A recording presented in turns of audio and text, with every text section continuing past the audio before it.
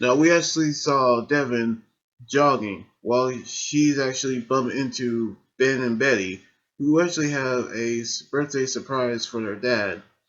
And then all of a sudden, they actually saw a bank robber just rob the bank. So Devin decided to go after him, but he actually had a brilliant idea of using his fury mode to chase the robber. While he's in his car, he actually lifts up the robber with his super strength. And the police and the citizens are actually in shock of what Devin did.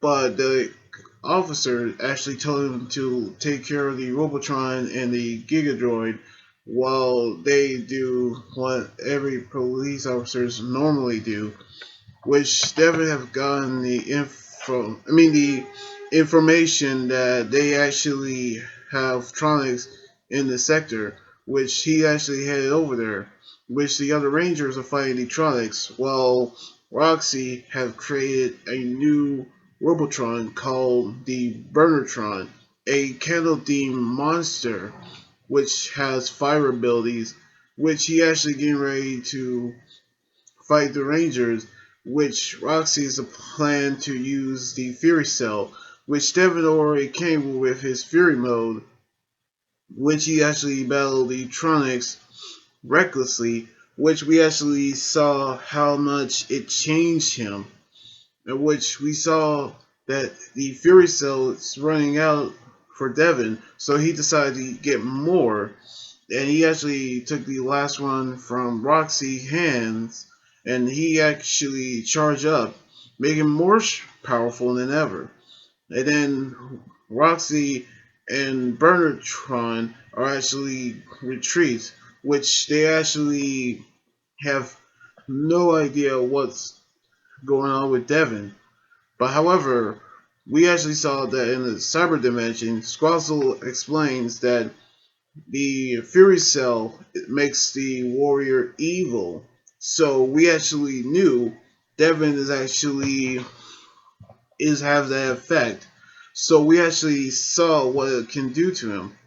Which meanwhile we actually saw him become out of control when he actually battling two karate teachers while Betty and Ben is keep messing up the cake, which we actually seen how much it changes Devin, which Nate describes that it's altering his DNA, causing him to change in his personality, which he actually say that if he's hurting the team, that he shouldn't be on the team as well. So they actually need to get the Fury Cell away from Devin when Roxy and Bertrand is actually there, which instead of the Fury Cell, she gave the Bertrand the data chip so she can actually collect the cheetah speed. And with that, she actually succeeded when Devin appears, in which we actually saw him battling the Bertrand with the other Rangers arrive. But then we saw the last Fury Cell was knocked out of her hand, which Ralphie actually took it. Which we actually knew Devin and Ralphie will fight to actually try to get the Fury Cell away from him. Even though he's burning up, he's actually powered down and took the Fury Cell away from him. But then when he's actually run out, Devin's personality has come back. Then he realized what he has done, which we actually saw what he did. So he actually threw the Fury Cell at Roxy, destroying it, which we actually knew that she took the data chip with the Chia speed with it, which Squazzle was actually in shock. So he actually sent a Gigadroid called the Birder Droid, in which they actually knew this could be trouble.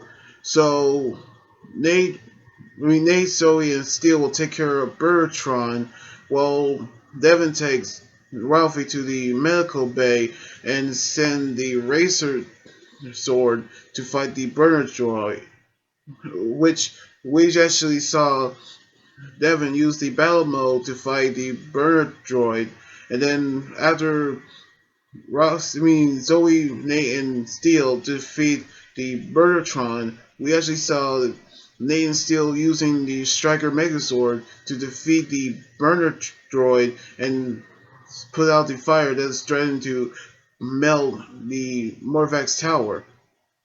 Then on the cyber dimension, we saw Roxy give the last data chip to Squazzle, which all three powers now in his collection.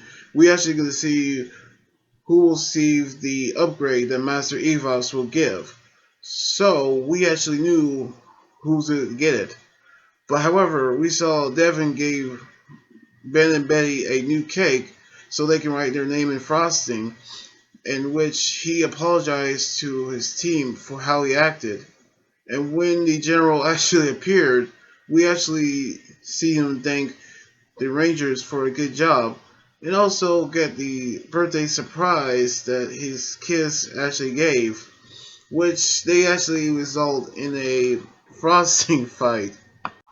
Now, we actually knew the side effects of the Fury cells, so we actually can tell what Devin is doing with them. Well, not actually with the Fury cells. He actually using them every time the Fury mode ran out. So we actually can tell that he actually broke free of the spell of the Freedom Cells. So I cannot wait to see what's going to happen on the next episode next weekend. So anyway, like this video, subscribe for more, and comment on what you think about the episode. You guys can also follow me on Twitter, Instagram, and Tumblr, and like my Facebook page. Until then, this is Anime Guy Duran here saying sign out. Laters!